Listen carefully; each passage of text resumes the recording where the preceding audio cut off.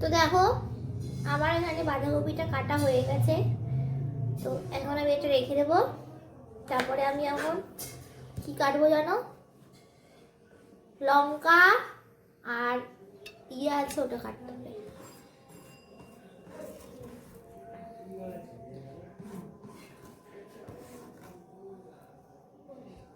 লঙ্কা আর রসুন কলি আছে, তো রসুন কলিটাকে কেটে নেবো, তারপর লঙ্কা কাটবো। এই রসুনটা পেঁয়াজের মতো কাটবো তো?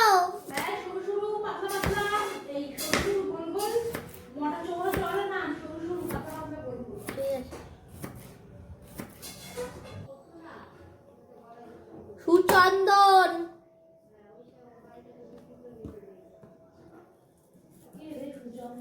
ওই যে গলায় দড়ি দিস না, তোর বন্ধু ছিল। তো এখন আমার